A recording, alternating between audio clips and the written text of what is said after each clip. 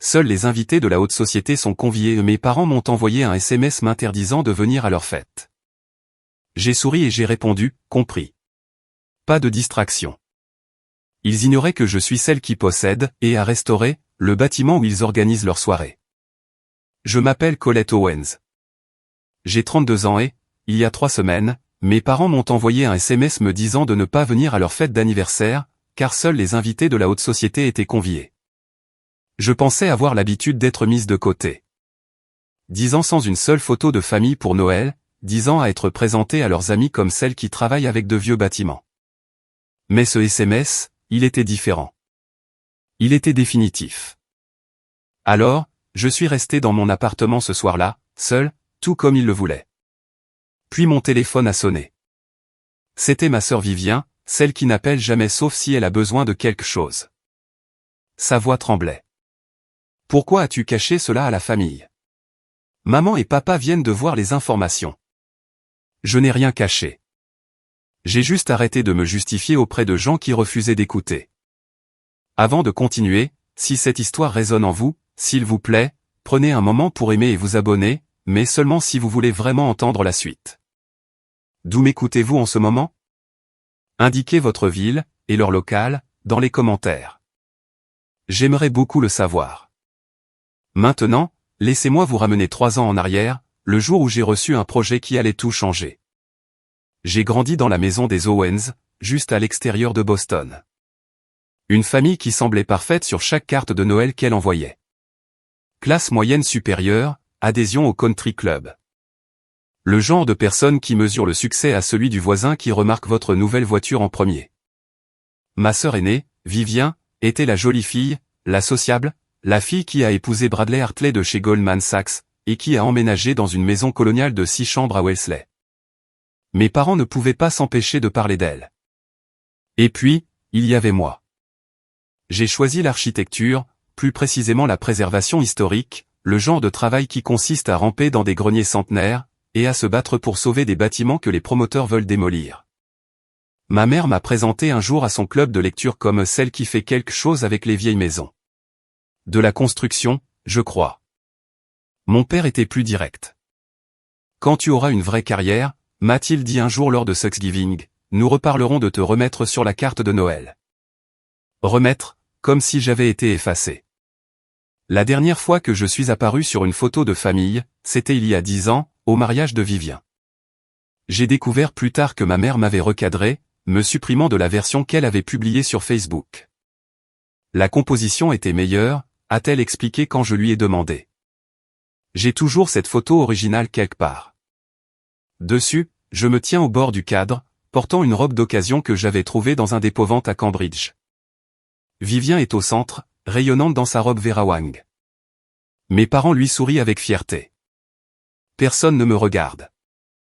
Mais voici ce que ne savait pas alors, la chose qu'il me faudrait une décennie pour comprendre. Mon silence, durant ces années, n'était pas de la faiblesse. C'était du carburant. Et cela construisait quelque chose qu'aucun d'eux n'aurait pu prédire. Il y a 3 ans, j'ai reçu un appel téléphonique qui a changé la trajectoire de ma carrière. Le domaine Whitmore, un manoir historique de 150 ans au cœur du Massachusetts, devait être démoli. Les promoteurs voulaient le terrain. La société historique avait abandonné. Tout le monde pensait que c'était fini, mais le Fonds national pour la préservation historique n'était pas prêt à le laisser disparaître. Ils avaient besoin d'une architecte capable de présenter un plan de restauration assez convaincant, pour justifier un budget de 12 millions de dollars. Quelqu'un qui comprenait que les vieux bâtiments n'étaient pas que des structures. C'étaient des histoires. Ils m'ont appelé. J'ai passé 3 semaines à préparer ma proposition. J'ai fait des recherches sur chaque plan d'origine, chaque registre de rénovation, chaque article de journal depuis 1874. Quand j'ai fait ma présentation au conseil d'administration, je ne leur ai pas seulement montré ce que le domaine Whitmore pouvait devenir. Je leur ai montré ce qu'il avait toujours été, et pourquoi cela comptait. Margaret Caldwell, la directrice exécutive du Fonds national, a signé la lettre d'approbation elle-même. J'ai toujours cet email sauvegardé dans un dossier intitulé « Preuve ». Pas parce que je pensais en avoir besoin un jour, mais parce que je voulais me souvenir du moment où quelqu'un de puissant a cru en moi. Pendant 18 mois, j'ai vécu et respiré cette restauration. J'ai sélectionné à la main chaque bois de remplacement. J'ai traqué des artisans qui savaient encore restaurer les plâtres victoriens. J'ai passé 3 mois rien que sur les portes d'entrée. 2 panneaux massifs en chêne qui pourrissaient depuis des décennies. Mes parents n'ont jamais su. Je travaillais sous le nom de mon cabinet, pas le mien. Je n'aime pas l'attention. Et honnêtement, j'avais arrêté d'essayer d'impressionner des gens qui n'avaient jamais eu l'intention d'être impressionnés. Mais j'ignorais alors que mes parents, parmi tous les lieux possibles du Massachusetts, choisiraient le domaine Whitmore pour leur fête de 35e anniversaire.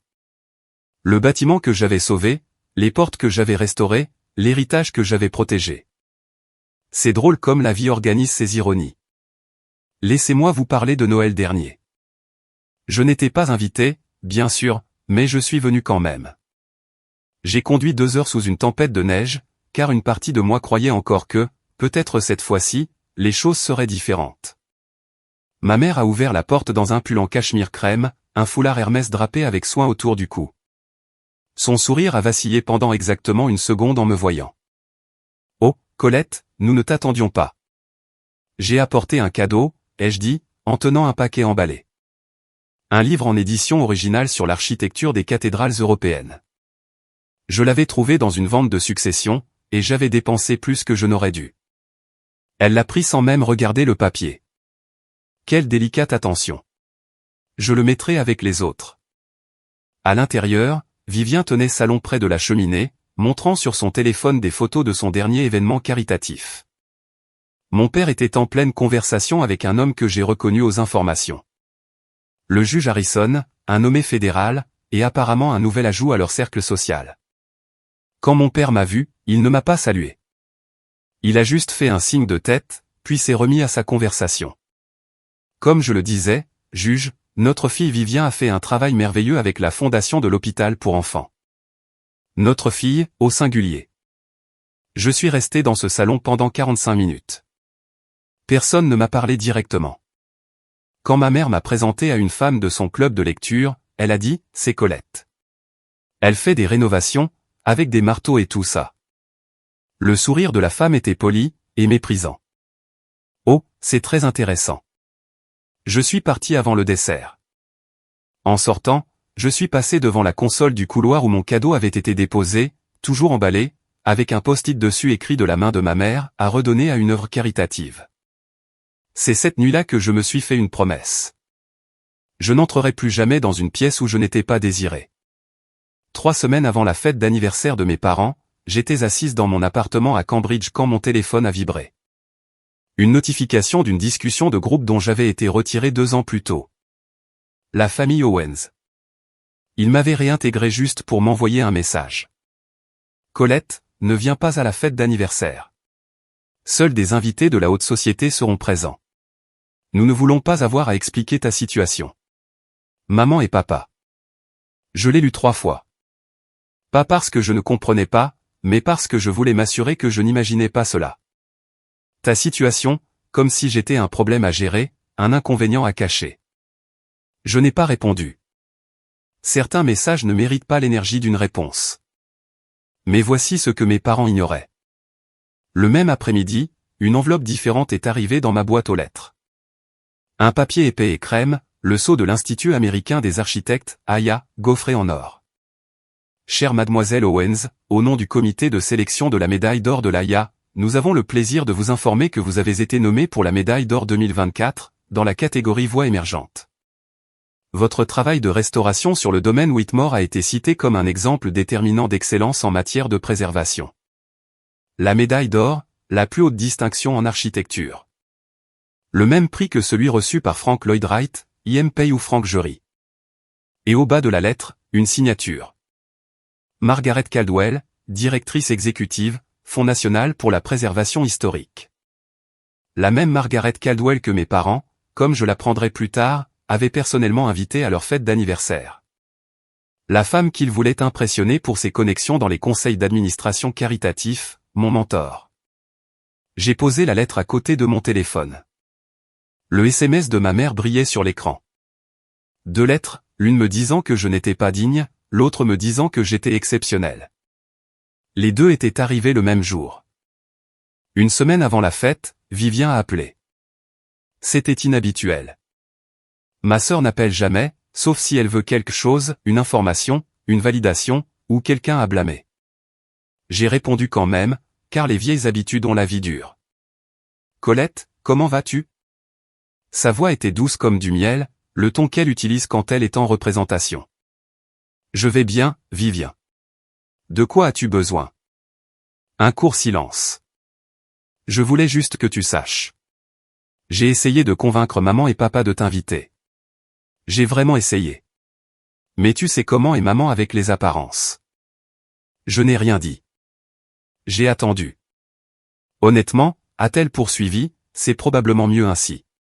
Tu serais mal à l'aise avec ces gens de toute façon. Les Harrison seront là, les Pierce, et certains cadres de l'ancien cabinet de papa. Ce n'est pas vraiment ton milieu, tu sais. Mon milieu? Tu vois ce que je veux dire.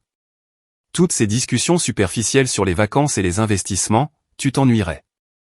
Elle a ri légèrement. Je te rends service, vraiment. Je l'ai presque cru. C'est le truc avec Vivien. Elle pratique le détournement cognitif depuis si longtemps qu'elle est convaincue que c'est de la gentillesse. Alors, a-t-elle ajouté, et voici la vraie raison de son appel, qu'as-tu fait ces derniers temps? Quelque chose d'excitant?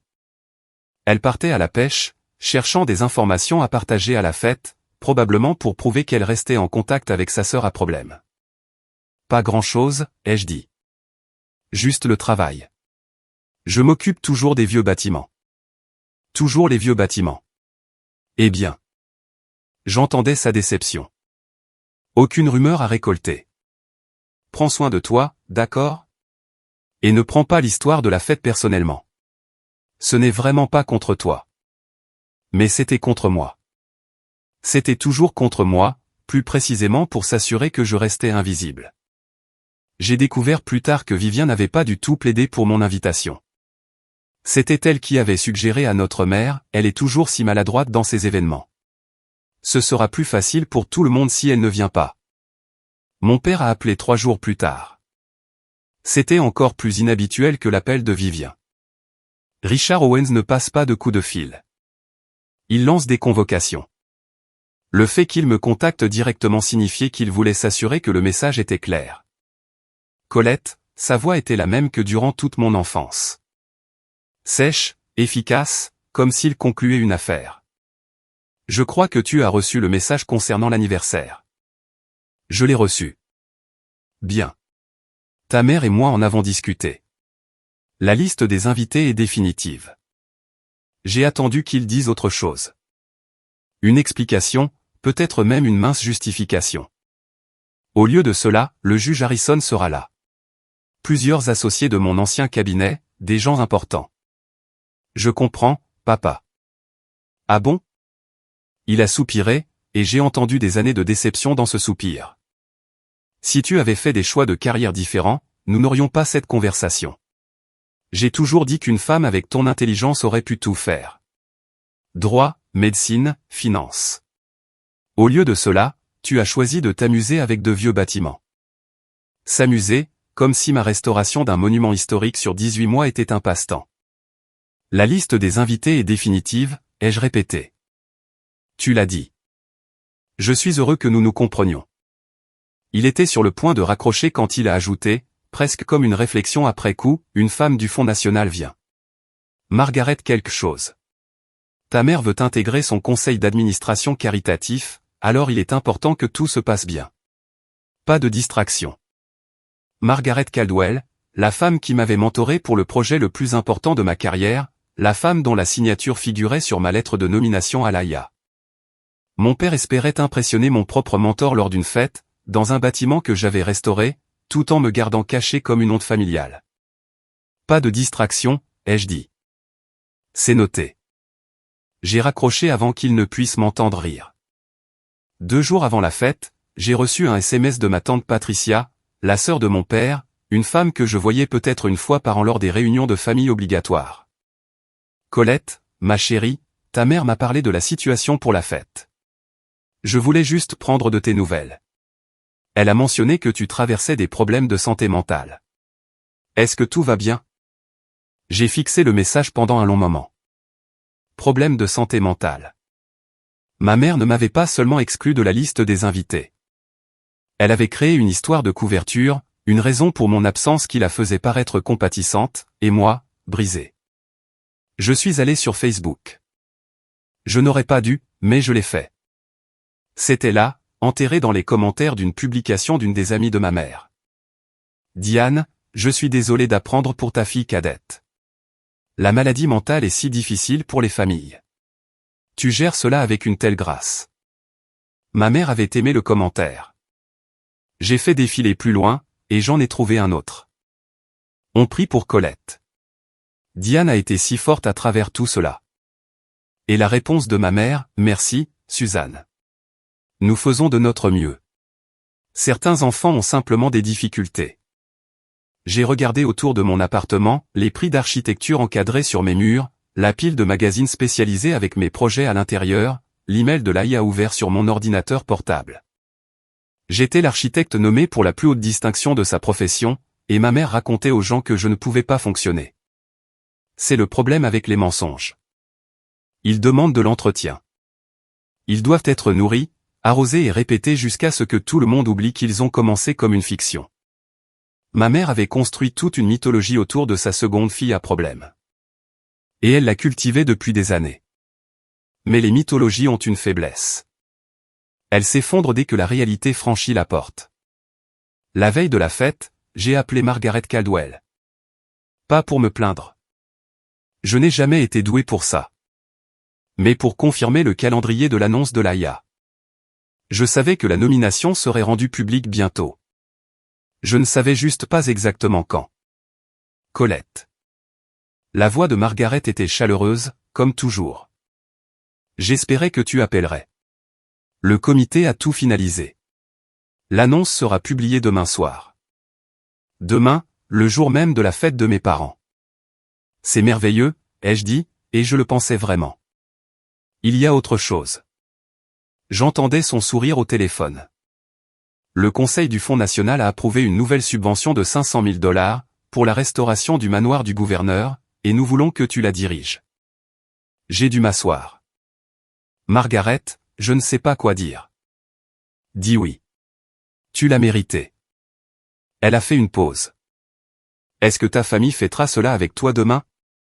J'imagine qu'ils doivent être incroyablement fiers. Le silence s'est étiré un peu trop longtemps. Ils ont d'autres plans, ai-je fini par dire.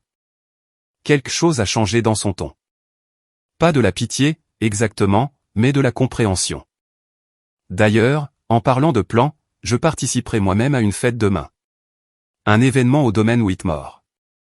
J'ai hâte de revoir le bâtiment. Mon cœur s'est arrêté. Une fête d'anniversaire, ai-je demandé, même si je le savais déjà. Oui, je crois. La famille Owens, si je ne me trompe pas. Tu les connais? J'ai failli rire. On peut dire ça.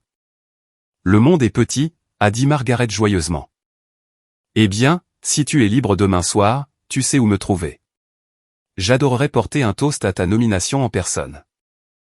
Je l'ai remercié et j'ai raccroché. Margaret serait à la fête de mes parents, dans mon bâtiment, entourée de gens à qui on avait dit que j'étais malade mental.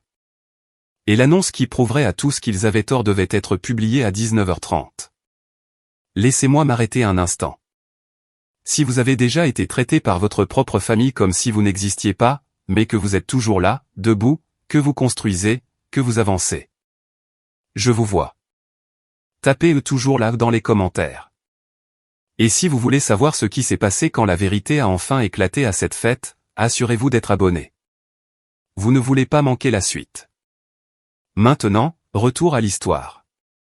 Le matin de la fête, je me suis réveillé seul dans mon appartement de Cambridge. La lumière du soleil entrait par les fenêtres avec cet angle doré qui rend tout plus doux qu'il ne l'est vraiment. J'ai préparé mon café comme d'habitude. Presse française, torréfaction foncée, pas de sucre, et je me suis assise à ma table de cuisine, entourée des choses qui faisaient que cet espace était le mien. Des livres d'architecture empilés sur chaque surface. De la lavande séchée dans un bocal sur le rebord de la fenêtre. Un plan encadré du domaine Whitmore au-dessus de mon bureau. Mon appartement est petit, 75 mètres carrés peut-être. Rien d'impressionnant selon les critères de mes parents, mais j'avais tout choisi. Tout ce qui s'y trouvait, je l'avais gagné. J'ai ouvert mon ordinateur pour travailler sur des notes de projet, déterminé à traiter cette journée comme n'importe quelle autre. Mais l'algorithme d'Instagram m'a trahi. La story de Vivien est apparue en haut de mon fil. Une vidéo d'elle à l'arrière d'une voiture noire, une flûte de champagne à la main, se faisant retoucher les cheveux dans un salon qui facturait probablement plus alors que mes charges mensuelles. La légende, on se prépare pour la grande nuit. J'ai continué à faire défiler. Je n'aurais pas dû, mais je l'ai fait. Une autre story. La façade du domaine Whitmore décorée de fleurs blanches et de guirlandes lumineuses pour la soirée. Elle l'avait filmé depuis la fenêtre de la voiture pendant qu'ils arrivaient pour l'installation. Et là, dans le coin du cadre, je les ai vus. Les portes en chêne. Mes portes. Celles sur lesquelles j'avais passé 3 mois de restauration, cherchant la quincaillerie de remplacement dans une boutique spécialisée du Vermont, ponçant à la main chaque panneau jusqu'à ce que le grain émerge, comme s'il avait attendu un siècle pour être revu. Vivien ne savait pas. Aucun d'entre eux ne savait. Ils allaient organiser une fête dans un bâtiment rempli de mes empreintes, et ils m'avaient dit que je n'étais pas la bienvenue. J'ai fermé Instagram et j'ai repris mon café. Je n'ai pas été témoin direct de ce qui s'est passé ensuite, mais on me l'a raconté plus tard. Par Margaret, par ma tante Patricia, par les fragments que ma famille a laissés échapper par la suite. Alors, laissez-moi vous raconter ce que j'ai reconstitué. La fête a commencé à 18h. 150 invités sont arrivés dans une procession de berlines de luxe allemande et de voitures de ville avec chauffeur. Tenue de soirée. Les femmes en robe qui coûtaient plus cher que ma première voiture, les hommes en smokings ajustés sur Newbury Street. Le quatuor à cordes jouait du Vivaldi, tandis que des serveurs en gants blancs circulaient avec du champagne. Du Krug, selon la story Instagram de Vivien, à $300 la bouteille. Ma mère se tenait à l'entrée dans une robe Valentino Bordeaux, des diamants aux oreilles, accueillant chaque invité comme si elle recevait au gala du mai. Mon père circulait avec l'énergie d'un homme qui avait répété ses banalités pendant des semaines. Le lieu est spectaculaire, Diane, aurait dit une invitée en traversant le grand foyer restauré. Qui a fait la rénovation? Ma mère a balayé la question d'un revers de main. Oh, un cabinet ou un autre. Le coordinateur de l'événement s'est occupé de tout ça. Mais n'est-ce pas parfait? J'ai su que c'était l'endroit idéal dès que je l'ai vu. Parfait. Un bâtiment sur lequel elle n'avait jamais pris la peine de faire de recherche. Une restauration dont elle ignorait quelle était la mienne. Vivien flottait dans la foule en Oscar de la Renta, son mari Bradley la suivant comme un accessoire bien habillé. Elle posait pour des photos près de la cheminée en marbre, sous le lustre restauré, devant le papier peint à la main que je m'étais battu pour préserver quand tout le monde voulait l'arracher. Les centres de table étaient des hydrangées à blanc dans des vases en cristal, entourés de bougies parfumées. Le goût de maman est impeccable, écrivait Vivien dans sa dernière story. Et quelque part à l'autre bout de la ville, j'étais assise dans mon petit appartement, regardant tout cela se dérouler sur un écran de 15 cm. Margaret Caldwell est arrivée à 19h. Elle est venue sans fanfare, sans entourage, sans annonce. Mais la salle l'a remarqué quand même. Margaret a cette qualité. Elle ne réclame pas l'attention. Elle la porte simplement avec elle. Une élégance discrète. Une robe bleu marine, des perles simples, le genre de présence qui vient de décennies passées à être la personne la plus compétente de n'importe quelle pièce, concernant n'importe quel bâtiment. Ma mère l'a repérée immédiatement. Madame Caldwell. Diane a traversé le foyer, sa coupe de champagne levée, son sourire assez large pour accueillir toutes ses ambitions. C'est un honneur absolu de vous avoir ici. J'ai tellement entendu parler du travail du Fonds national. C'est vraiment inspirant. Margaret a accepté la salutation avec une neutralité polie. Merci pour l'invitation. Je dois dire que j'ai un lien personnel avec ce domaine.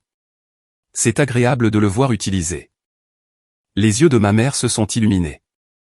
Une ouverture pour le réseau, pour ce poste au conseil d'administration qu'elle convoitait. Oh, c'est merveilleux. Est-ce que vous avez assisté à des événements ici avant la rénovation? Après, en fait. Margaret a jeté un coup d'œil autour de la salle, son regard s'attardant sur les moulures restaurées, les planchers d'origine, les fenêtres que je m'étais battu pour conserver. J'ai été très impliqué dans le projet de restauration, j'ai travaillé en étroite collaboration avec l'architecte principal. Ma mère a hoché la tête, n'écoutant manifestement pas, calculant déjà son prochain coup. À ce propos, a continué Margaret, j'espérais voir Colette ici ce soir. Est-elle en retard? Le sourire de ma mère s'est figé pendant une seconde, juste une. Le masque a glissé. Colette? Elle s'est reprise rapidement, affichant une expression de préoccupation apparente. Oh, elle n'a pas pu venir. Elle ne va pas bien, je le crains.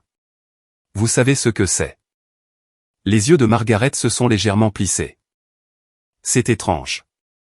Je lui ai parlé hier encore. Elle semblait parfaitement en forme. Ma mère n'a rien eu à répondre à cela. La première fissure était apparue. À 19h30, l'Institut américain des architectes a publié son annonce. Les nominations pour la médaille d'or de l'AIA sont apparues sur leur site web, sur leurs réseaux sociaux, et dans un communiqué de presse envoyé à tous les grands magazines d'architecture du pays. En quelques minutes, Architectural Digest a partagé son article de fond pré-rédigé. 12 pages de photographies et d'entretiens, fruits de mois de préparation, synchronisés parfaitement avec l'annonce. Le titre, Colette Owens, la femme qui façonne l'héritage architectural de l'Amérique. J'étais encore dans mon appartement quand j'ai vu la publication.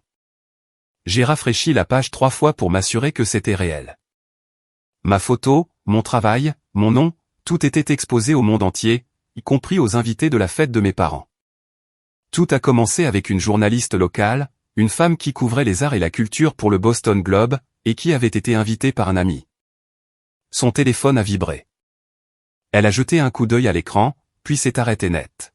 « Tu as vu ça ?» a-t-elle dit à l'homme à côté d'elle. L'architecte qui a restauré ce bâtiment vient d'être nommé pour la médaille d'or de l'AIA. L'homme s'est penché pour regarder. Le domaine Whitmore? Ce bâtiment-ci? Celui-là même. Elle a parcouru l'article. Colette Owens, seulement 32 ans. Il l'appelle l'une des architectes de préservation les plus importantes de sa génération. Le nom a commencé à circuler, chuchoté d'abord, puis prononcé à haute voix. Les invités ont sorti leur téléphone. L'article d'Architectural Digest s'est chargé sur écran après écran, et dans cet article, il y avait une photographie. Moi, debout devant l'entrée restaurée du domaine Whitmore, souriant d'une manière que j'avais presque oubliée. Un invité s'est tourné vers un autre. « Attends, Owens. Ce n'est pas le nom des hôtes ? » La question flottait dans l'air comme une mèche allumée. Ma mère est très douée pour gérer les récits. Elle a des décennies de pratique à soigner son image, à contrôler ce que les gens voient, à enterrer ce qu'ils ne devraient pas savoir. Mais elle ne pouvait pas gérer cela. Colette Owens. Une femme parée d'émeraude s'est approchée de ma mère, son téléphone tendu. « Diane, est-ce que c'est ta fille ?» Ma mère a regardé l'écran, a vu mon visage, a vu le titre, et son expression a traversé la surprise, puis la reconnaissance, puis quelque chose proche de la panique, le tout en un battement de cœur. Oh, ce doit être une autre Owens. Elle a ri, mais le son était faux. Trop aigu, trop rapide. Notre Colette travaille dans la construction, je crois, pas dans l'architecture. But l'article mentionne qu'elle est de la région de Boston, et elle a le même nom de famille. C'est un nom courant. Ma mère a balayé l'idée d'un geste dédaigneux. Je suis sûr que ce n'est qu'une coïncidence. Mais un autre invité avait déjà cherché mon nom sur Google. Il est écrit ici qu'elle a grandi à Wellesley. Ce n'est pas de là que vous venez? Mon père s'est matérialisé aux côtés de ma mère, attiré par le remue-ménage. Qu'est-ce qu'il se passe? Ils disent que l'architecte qui a restauré ce bâtiment est une certaine Colette Owens. Le visage de mon père est devenu soigneusement impassible. Son expression de conseil d'administration, celle qu'il utilise quand les affaires tournent mal. Je suis sûr qu'il y a une erreur. Mais il n'y avait pas d'erreur. Le dossier d'Architectural Digest était complet. Il mentionnait mes études, mes premiers projets, et le plus accablant, il incluait une citation de moi sur mon enfance. J'ai appris tôt que mon travail parlerait plus fort que les mots. Dans ma famille, je n'ai jamais eu l'impression que ma voix était écoutée. Alors, j'ai laissé le bâtiment parler à ma place. Quelqu'un a lu cette citation à haute voix. La salle est devenue silencieuse. Et ma mère, pour la première fois de sa vie peut-être, n'avait absolument plus rien à dire. Mon téléphone a sonné à 19h52. J'étais toujours assise à ma table de cuisine, toujours dans mon appartement, toujours seule. L'annonce de Laïa était en ligne depuis 22 minutes. Je savais ce qui allait arriver avant même de regarder l'écran. « Vivien », ai-je répondu. « Pourquoi as-tu caché cela à la famille ?» Sa voix tremblait, non pas d'inquiétude, mais d'une fureur à peine contenue. Maman et papa viennent de voir les nouvelles et ils sont complètement pris de court. As-tu une idée de la honte que cela représente? Bonjour à toi aussi, Vivien. N'ose même pas être sarcastique avec moi. Tout le monde à cette fête pose des questions sur toi. Tout le monde.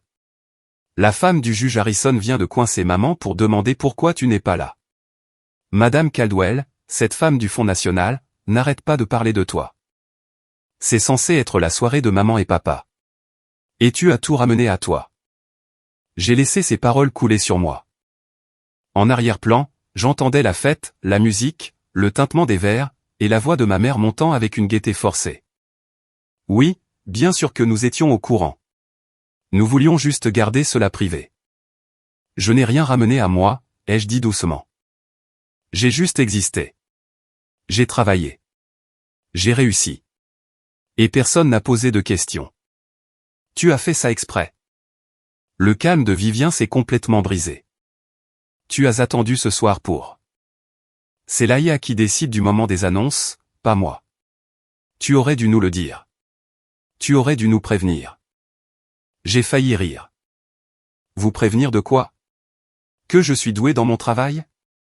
Tu as eu 10 ans pour me poser une seule question sincère sur ma carrière. Tu ne l'as jamais fait. Silence. Puis, étouffé, j'ai entendu ma mère en arrière-plan. Nous n'avions aucune idée. Elle ne nous dit jamais rien. Je dois y aller, a dit Vivien avant de raccrocher. J'ai posé mon téléphone et j'ai laissé le silence s'installer autour de moi. Pour la première fois, je ne me sentais pas coupable d'exister. À la fête, tout s'effondrait. Les invités avaient arrêté d'admirer le décor pour commencer à observer ma famille. C'était subtil au début, des regards échangés, des sourcils levés, mais à 20h, le changement était indéniable. La célébration de l'anniversaire de mes parents était devenue tout autre chose. Le juge Harrison, un homme que mon père courtisait depuis des mois, s'est dirigé directement vers lui, sa coupe de champagne à la main. « Richard, ta fille a conçu ce bâtiment, et tu ne l'as pas mentionné ?» La mâchoire de mon père s'est serrée. « C'est compliqué, votre honneur. Des histoires de famille. » Compliqué? Le ton du juge suggérait qu'il ne trouvait pas cette explication satisfaisante. Tu me disais plutôt que tu étais fier de ta famille. Il semble que tu aies omis un accomplissement plutôt significatif. De l'autre côté de la salle, Vivien se tenait près du bar, essayant de garder contenance tout en faisant défiler frénétiquement son téléphone. Bradley restait à proximité, l'expression indéchiffrable. J'apprendrai plus tard qu'il avait ouvert lui-même l'article d'Architectural Digest, et qu'il avait lu chaque mot. Ma mère, pendant ce temps, essayait de faire ce qu'elle avait toujours fait, contrôler l'histoire. Bien sûr que nous sommes fiers de Colette, disait-elle à un groupe d'invités curieux, son sourire forcé. Nous l'avons toujours soutenue. Nous ne voulions juste pas éclipser la fête avec ces nouvelles, vous comprenez? Mais ma tante Patricia était là. Tante Patricia, qui m'avait envoyé un SMS sur mes problèmes de santé mentale 2 jours plus tôt. Diane, a-t-elle dit lentement, tu m'as dit que Colette avait des difficultés, qu'elle ne pouvait pas fonctionner. C'est pour ça qu'elle n'était pas invitée ce soir. Les invités se sont tournés vers ma mère. Ce n'est pas exactement. A commencé ma mère. Et cet article dit qu'elle a dirigé un projet de restauration de 12 millions de dollars, le bâtiment même où nous nous tenons en ce moment. La coupe de champagne de ma mère a tremblé légèrement. Le cristal de baccarat a capté la lumière du lustre, le même lustre que je m'étais battu pour restaurer au lieu de le remplacer. Aucun scénario ne pouvait la sauver maintenant. Margaret Caldwell observait la scène de l'autre côté de la salle. Elle n'a pas élevé la voix. Elle n'en avait pas besoin. Margaret s'est simplement avancée vers le centre du grand foyer, a posé son verre sur le plateau d'un serveur qui passait, et a attendu. Les conversations se sont tues, les regards se sont tournés vers elle. Quand on a passé 40 ans à diriger des conseils d'administration et des comités de préservation, on apprend à dominer une salle sans rien exiger. J'espère que vous me permettrez de dire quelques mots, a-t-elle déclaré, sa voix portant avec une clarté sans effort. J'aimerais parler un peu de ce domaine, et de la femme remarquable qui l'a sauvée. Le visage de ma mère est devenu livide. Il y a 3 ans, a continué Margaret, le domaine Whitmore devait être démoli. Les promoteurs avaient gagné. La société historique avait abandonné. J'ai assisté à la dernière réunion du conseil, m'attendant à voter pour la fermeture. Elle a fait une pause, laissant le poids de cette instance installé. Puis une jeune architecte est entrée avec une proposition. Pas seulement un plan, une vision. Elle avait fait des recherches sur chaque plan d'origine, tracé chaque pièce de quincaillerie jusqu'à sa source. Et créé une stratégie de restauration si méticuleuse que notre conseil n'a pas eu d'autre choix que de la financer. Cette architecte, c'était Colette Owens. Des murmures ont parcouru la foule. Mes parents restaient figés.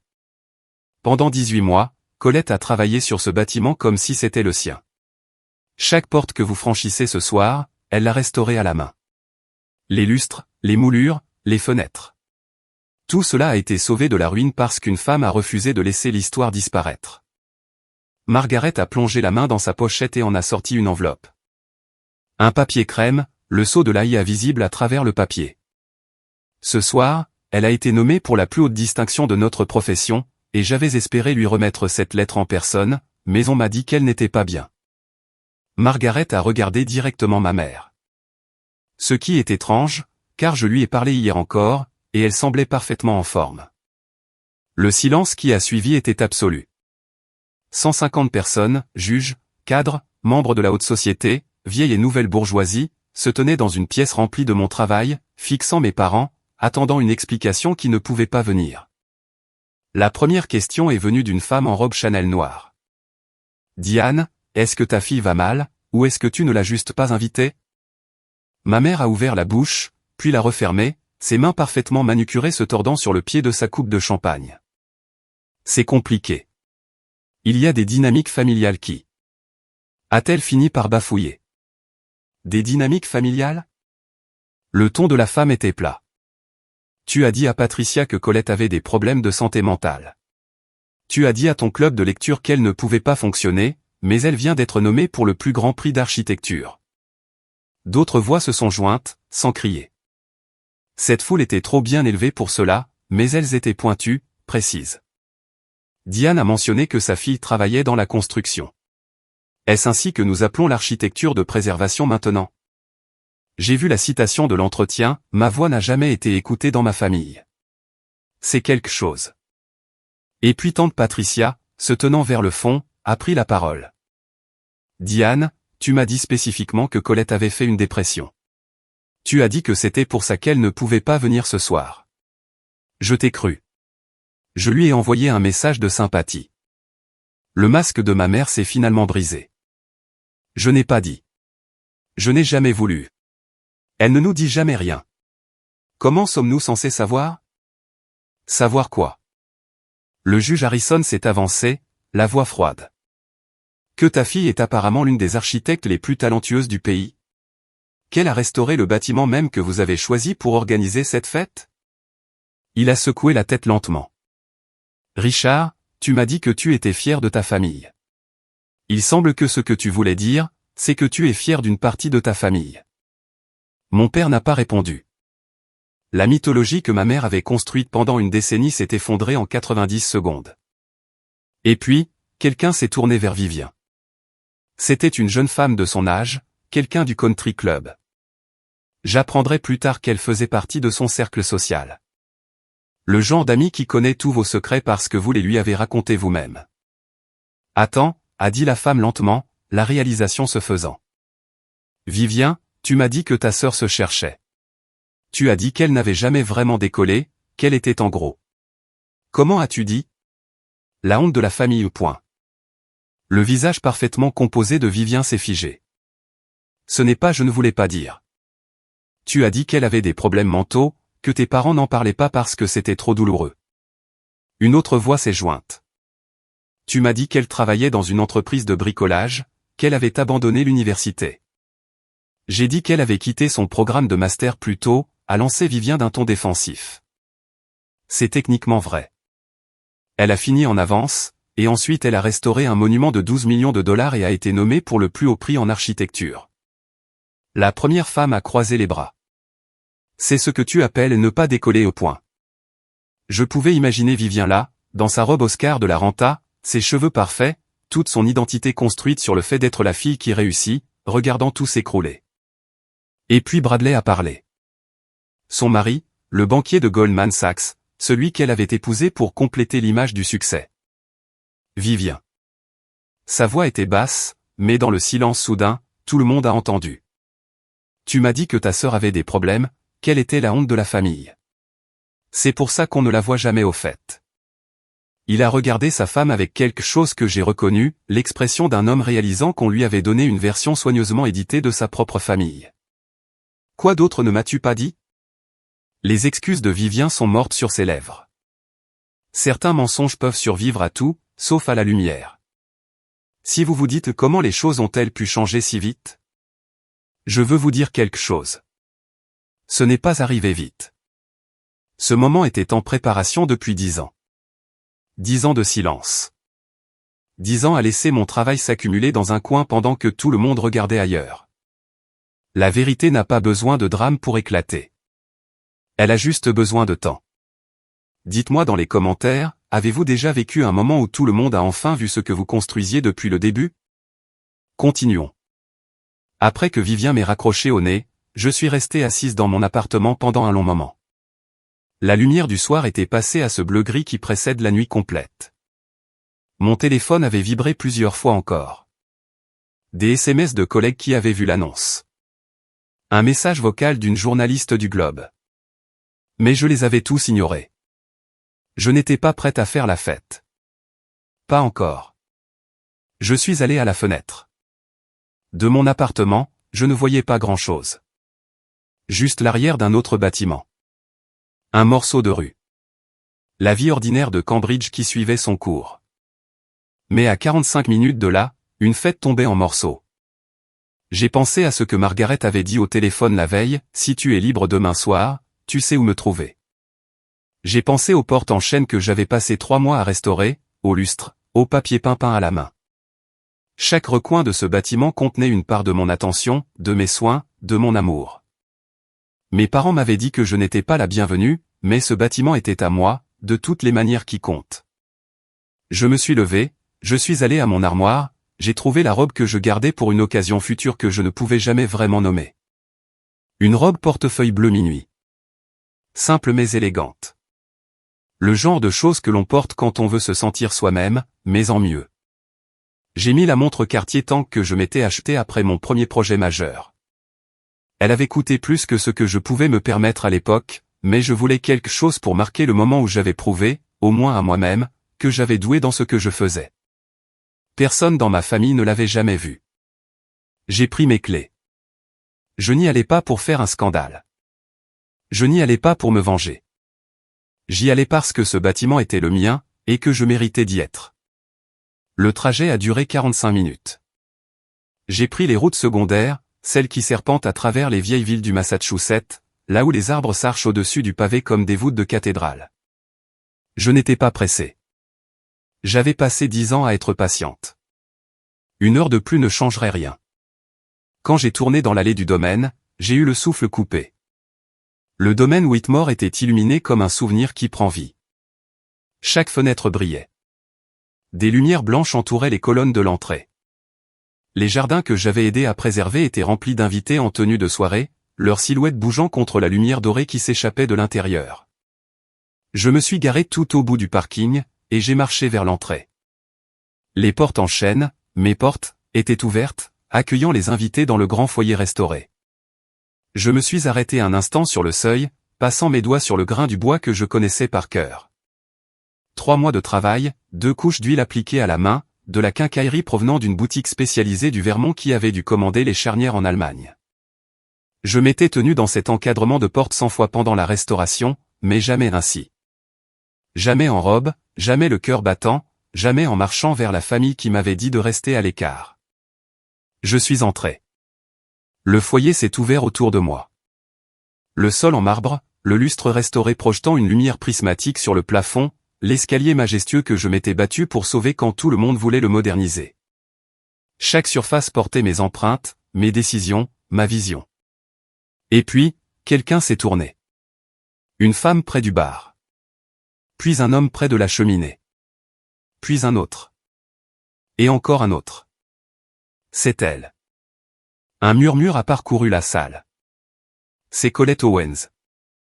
150 personnes se sont tues. Et je me suis tenu dans l'entrée du bâtiment que j'avais sauvé, enfin prête à être vue. Ma mère se tenait vers le centre de la pièce quand elle m'a aperçu.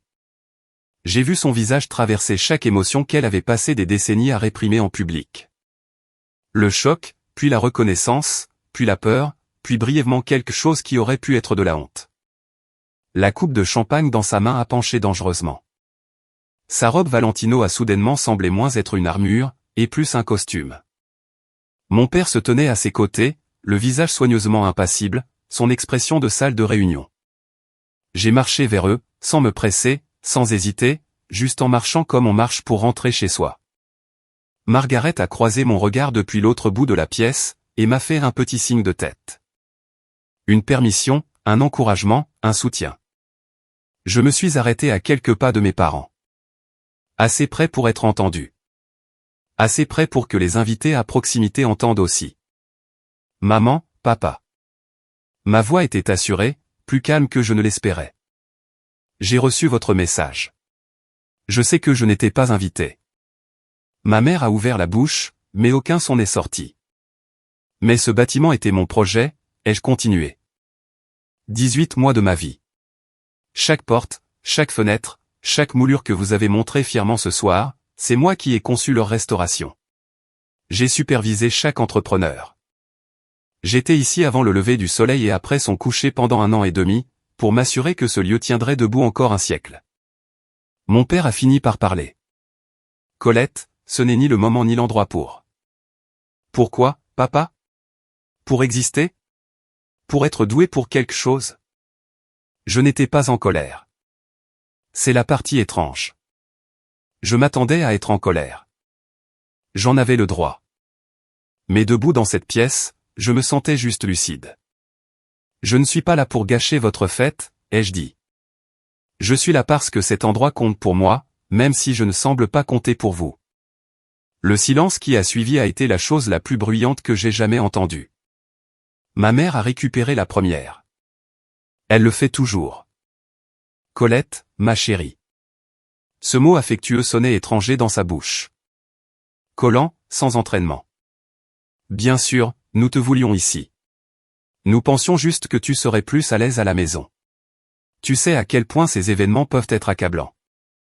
Accablants? J'ai répété le mot lentement, laissant son vide résonner. Tu as dit à tante Patricia que j'avais des problèmes de santé mentale. Tu as dit à ton club de lecture que je ne pouvais pas fonctionner. Tu as dit aux gens que je travaillais dans la construction. Quelques hoquets de surprise parmi les invités. Quelqu'un était certainement en train d'enregistrer avec son téléphone. Je voyais l'angle subtil d'un écran, mais je m'en fichais. Mon père s'est avancé, sa voix descendant dans ce registre grave qu'il utilise pour asseoir son autorité. Ce n'est ni le moment ni l'endroit pour un drame familial, Colette. Tu es en train de te ridiculiser. Non, papa. J'ai soutenu son regard. Je suis en train de vous ridiculiser. Il y a une différence. Vivien est apparu aux côtés de ma mère, le visage rouge de colère et de champagne.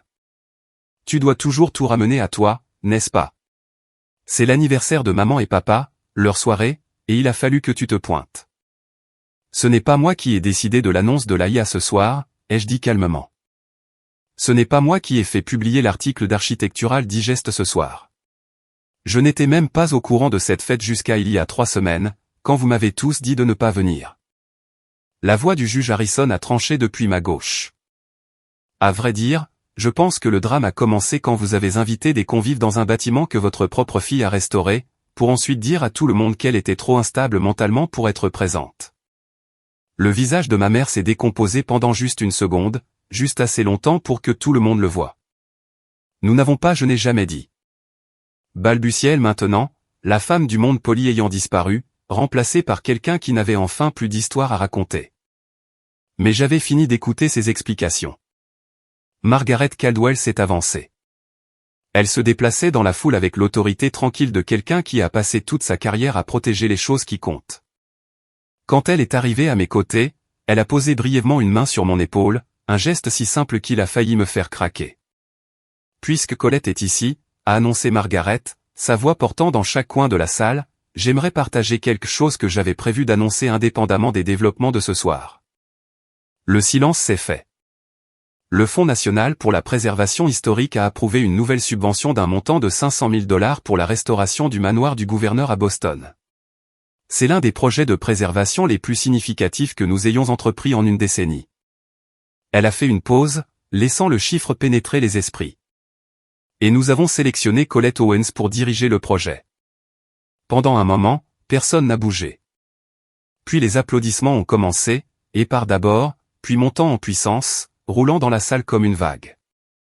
De vrais applaudissements de gens qui n'avaient aucun intérêt dans le dysfonctionnement de ma famille, qui reconnaissaient simplement l'excellence quand ils en entendaient parler. Margaret a fouillé dans sa pochette et en a sorti l'enveloppe. La lettre officielle de subvention, le sceau du Fonds national gaufré en or. C'est à toi, a-t-elle dit, en la pressant entre mes mains. Tu l'as mérité, non pas à cause de qui est ta famille, mais en dépit de la façon dont ils t'ont traité.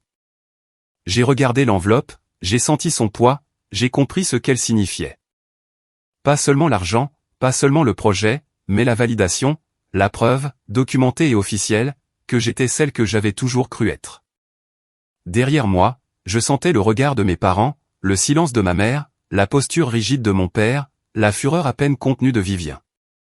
Mais pour la première fois de ma vie, leurs opinions n'avaient aucune importance. La salle applaudissait, et elle applaudissait pour moi. Ce qui s'est passé ensuite était presque trop parfait. Alors que j'étais là, tenant la lettre de subvention, essayant encore de réaliser ce qui venait de se passer, les invités ont commencé à s'approcher. Pas mes parents, pas Vivien, mais moi. Des cartes de visite sont apparues. Des félicitations m'ont été offertes. Un intérêt réel et sincère de la part de gens qui avaient passé la soirée à penser qu'ils étaient à une simple fête d'anniversaire, et qui se retrouvaient maintenant témoins de quelque chose de bien plus intéressant. Ma mère restait seule près de la cheminée. Les femmes de son club de lecture, celle-là même qui lui avait envoyé des messages de sympathie pour sa fille à problème, évitaient maintenant soigneusement son regard. J'en ai regardé une chuchoter à une autre, les deux jetant des coups d'œil à ma mère avec des expressions qui étaient passées de la déférence à quelque chose de proche de la pitié, ou peut-être du jugement. Mon père a tenté de sauver ce qu'il pouvait. Je l'ai vu s'approcher du juge Harrison, la main tendue pour une poignée de main qui n'est pas venue. « Richard, » a dit le juge froidement, « je pense que toi et moi devrions reconsidérer cette invitation au golf dont nous avons discuté. Je préfère passer mon temps libre avec des gens qui ont le sens des priorités. » Il s'est éloigné sans attendre de réponse. Vivien se tenait près du bar, son téléphone à la main, probablement en train de rédiger des stories Instagram pour limiter les dégâts, stories qui ne répareraient jamais tout à fait sa réputation. Mais c'est le visage de Bradley qui a attiré mon attention. Son mari la regardait avec l'expression de quelqu'un qui réorganise tout ce qu'il pensait savoir. Plus tard, j'apprendrai que Bradley avait commencé à poser des questions sur ce que Vivien lui avait dit d'autre, sur les autres histoires qu'elle avait construites. Leur fondation, si soigneusement bâtie sur l'image et les apparences, avait développé une fissure que l'on ne pouvait pas replâtrer. Et tante Patricia m'a trouvé dans la foule. Colette. Sa voix était toute petite. Je suis vraiment désolé. Je ne savais pas. Ta mère m'a dit des choses qui n'étaient pas vraies. J'aurais dû te demander directement. J'ai hoché la tête. Qu'y avait-il d'autre à dire? Avant de partir, j'ai demandé un moment à mes parents. Pas en privé. L'intimité n'avait plus aucun sens. Mais sur le côté du foyer, près de la fenêtre en saillie restaurée que j'avais passé 2 semaines à réparer, quelques invités s'attardaient à portée de voix. Je m'en moquais. Le visage de ma mère était taché sous son maquillage. La mâchoire de mon père était si serrée que je voyais le muscle tressaillir. Vivien s'était éclipsé. Que ce soit par honte ou par instinct de conservation, je ne saurais le dire. Je ne vous demande pas d'excuses ce soir, ai-je dit. Ma voix était calme, plus calme que je ne l'étais réellement. Je ne vous demande même pas de comprendre ce que vous avez fait de mal. Ma mère a commencé à parler, mais j'ai levé la main. J'ai passé 10 ans à essayer de me justifier auprès de vous. 10 ans à espérer que si je travaillais assez dur, si je réussissais assez, vous finiriez par me voir. Mais vous ne l'avez jamais fait. Vous n'avez jamais voulu le faire. Mon père a expiré bruyamment. Colette, ce n'est vraiment pas le moment. Tu as raison, ai-je dit. Ce n'est pas le moment. Le moment, c'était il y a 10 ans quand vous m'avez supprimé des photos de famille. Le moment, c'était chaque Noël où je n'étais pas invité. Le moment, c'était il y a 3 semaines quand vous m'avez envoyé un message pour me dire que je vous ferai honte devant vos invités importants. Je les ai regardés tous les deux. Je les ai vraiment regardés. De la manière dont on regarde quelque chose que l'on est prêt à laisser partir. J'ai fini de me justifier. Désormais, vous pourrez me contacter quand vous serez prêt à me voir pour qui je suis réellement. Pas avant. Les yeux de ma mère étaient humides. Colette. Pas ce soir, maman. J'ai fait un pas en arrière. J'ai dit ce que j'avais à dire. Je me suis retourné et j'ai franchi les portes en chaîne que j'avais restaurées. Et pour la première fois de ma vie, quitter ma famille ne m'a pas donné l'impression de m'enfuir. J'avais l'impression de marcher vers quelque chose. J'ai appris la situation de Vivien par bribes au cours des semaines qui ont suivi. Tante Patricia est devenue ma source d'informations inattendue. Apparemment, se faire mentir sur la stabilité mentale de sa nièce crée une certaine solidarité. Elle m'a appelé une semaine après la fête, la voix prudente. Je pensais que tu devrais savoir, a-t-elle dit. Vivien et Bradley. Ils font une séparation à l'essai. J'étais debout dans ma cuisine, mon café refroidissant dans mes mains. À cause de ce qui s'est passé à la fête? Cela a été le catalyseur. Mais apparemment, Bradley a commencé à poser des questions après, sur d'autres choses que Vivien lui avait dites.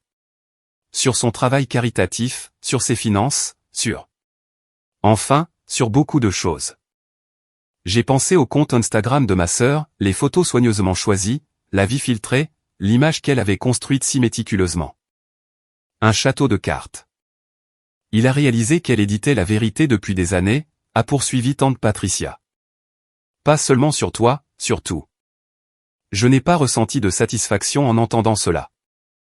Je ne me suis pas senti vengé. Je me sentais juste fatigué, triste peut-être, pour la sœur que j'aurais pu avoir si elle n'avait pas passé autant de temps à essayer d'être la seule digne d'être vue. Quelques jours plus tard, Vivien m'a envoyé un SMS. 3 mots, tu as ruiné ma vie. Je l'ai regardé pendant un long moment, puis je l'ai supprimé sans répondre. Je n'ai pas ruiné sa vie. J'ai juste arrêté d'être l'explication commode de son propre malheur. Sans bouc émissaire, sans sœur à problème vers qui pointer du doigt, toutes ces histoires soigneusement construites n'avaient plus rien derrière quoi se cacher. La vérité ne ruine personne. Elle révèle juste ce qui était déjà là. Et parfois, ce qui est là n'est pas beau à voir. 3 mois après la fête, j'ai reçu un SMS de mon père. J'ai failli le supprimer sans le lire. Nous ne nous étions pas parlé depuis cette nuit-là. Pas un mot, pas un email, rien. J'étais en paix avec ce silence. J'avais appris que certaines relations ne sont pas faites pour être réparées. Elles sont faites pour être libérées. Mais quelque chose m'a poussé à l'ouvrir. Colette, j'ai réfléchi. J'aimerais voir le projet du manoir du gouverneur quand il sera terminé. Si tu es d'accord. Papa. Je l'ai lu 3 fois. Ce n'était pas des excuses. Ce n'était pas une reconnaissance de tout ce qui s'était passé, les années de rejet, les mensonges, le SMS me disant que je leur ferais honte. C'était juste une demande. Une petite porte entr'ouverte. Je n'ai pas répondu tout de suite. J'ai laissé le message reposer pendant une semaine, le tournant dans mon esprit comme une pierre trouvée sur une plage. Puis j'ai répondu, d'accord, quand ce sera fini, je te préviendrai. Ce n'était pas le pardon. Pas encore. Peut-être jamais. Je n'ai pas décidé. Mais c'était une possibilité, une chance pour quelque chose de différent s'il était prêt à faire les efforts nécessaires. Ma mère ne m'a pas contacté du tout. Selon tante Patricia, elle est toujours dans le déni, racontant encore aux gens que l'incident de la fête était un malentendu. Elle insiste toujours sur le fait qu'elle n'a rien fait de mal. Certaines personnes ne peuvent pas admettre leurs erreurs sans que leur identité entière ne s'effondre. Je ne sais pas si elle sera prête un jour. Je n'attends pas de le savoir. Ce que j'ai appris, c'est ceci, le pardon, ce n'est pas parce qu'il le mérite. C'est pour que je ne porte plus ce poids. Mais pardonner ne signifie pas oublier, et cela ne signifie certainement pas revenir à la situation d'avant. Certaines portes peuvent être rouvertes. D'autres restent fermées pour une raison. Je me tiens devant le manoir du gouverneur, maintenant. C'est un matin gris, à la fin de l'hiver, le genre de froid qui rend votre souffle visible et vos doigts raides. Le bâtiment s'élève devant moi. 3 étages d'architecture fédérale, de briques et de calcaire, des fenêtres qui veillent sur Boston depuis 200 ans. Il a besoin de travaux. De beaucoup de travaux. Les fondations ont des fissures. Le toit doit être remplacé. Il y a des dégâts des eaux dans l'aile et qui prendront des mois à traiter.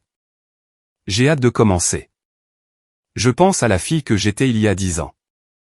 Celle qui se tenait au bord de la photo du mariage de sa sœur, portant une robe d'occasion, se demandant pourquoi elle ne trouvait jamais sa place. Cette fille a passé tellement de temps à attendre une permission, à attendre que sa famille la voie, à attendre que quelqu'un confirme qu'elle valait quelque chose. Je n'attends plus. La montre Cartier Tank à mon poignet capte la lumière du matin. Je l'ai achetée moi-même avec l'argent que j'ai gagné pour un travail que j'ai bien fait. Personne dans ma famille ne me l'a donné. Personne dans ma famille n'en connaît la valeur, mais moi, je la connais. Une journaliste du Globe a appelé hier, souhaitant faire un entretien de suivi. Mademoiselle Owens, a-t-elle demandé, quel conseil donneriez-vous aux jeunes architectes qui débutent? J'y ai réfléchi longtemps. Construisez quelque chose qui dure, ai-je fini par dire. Et n'attendez pas la permission de gens qui n'ont jamais eu l'intention de vous la donner. Elle l'a noté. Je me demande si elle a compris ce que je voulais vraiment dire. J'ai passé 10 ans à faire mes preuves auprès de gens qui ne voulaient pas de preuves. Ils voulaient que je reste petite, que je reste invisible, que je reste dans la boîte qu'ils avaient construite pour moi. Mais les bâtiments ne sont pas les seules choses qui peuvent être restaurées. Parfois, la rénovation la plus importante est celle que vous faites sur vous-même. Voilà donc mon histoire. Pas de testament magique, pas d'héritage secret, pas de révélation dramatique au tribunal, juste 10 ans de travail, quelques documents officiels, et l'accumulation lente et patiente de la vérité. Mes parents m'ont envoyé un SMS 3 semaines avant leur fête pour me dire de ne pas venir. Ils ont dit que seuls les invités de la haute société étaient conviés. Ils ont dit que je leur ferais honte. Et puis, le présentateur du journal a prononcé mon nom, le soir même où ils essayaient de m'effacer. Je ne sais pas si c'est du karma ou une coïncidence. Je ne sais pas si l'univers organise ces choses, ou si nous remarquons simplement les schémas qui correspondent aux histoires que nous avons besoin de raconter. Ce que je sais, c'est ceci, j'ai arrêté d'attendre que ma famille me voie. Et d'une manière ou d'une autre, c'est à ce moment-là que tout le monde m'a vu. Si vous m'écoutez et que vous êtes au milieu de vos propres 10 ans, si vous travaillez en silence, si vous construisez dans l'obscurité, en attendant que quelqu'un remarque ce que vous avez fait, je veux vous dire ceci, continuez. Les gens qui vous méprisent ne changeront peut-être jamais. Votre famille ne comprendra peut-être jamais. La reconnaissance que vous méritez pourrait venir tard, ou pas du tout, ou de manière que vous n'auriez jamais imaginée. Mais votre valeur n'est pas déterminée par le fait qu'ils la voient. Votre valeur est déterminée par vous. Construisez quelque chose qui compte. Laissez votre travail parler. Et quand le moment viendra, quand les portes s'ouvriront enfin, franchissez-les la tête haute. Vous n'avez besoin de l'invitation de personne pour vous tenir dans les pièces que vous avez construites. Merci d'être resté avec moi jusqu'à la fin de cette histoire. Si elle a résonné en vous, laissez un commentaire. Je les lis tous. Et si vous voulez entendre d'autres histoires comme celle-ci, il y en a une autre qui vous attend dans la description. À la prochaine, c'était Colette. Merci d'être resté avec moi jusqu'à la toute fin. Si cette histoire a touché quelque chose en vous, faites-le moi savoir dans les commentaires. Je lis vraiment chacun d'entre eux. N'oubliez pas d'aimer cette vidéo, de vous abonner à la chaîne, et d'activer la cloche de notification si vous voulez plus d'histoires comme celle-ci. Il y a une autre histoire qui vous attend dès maintenant. Consultez la description pour le lien. On se voit dans la prochaine.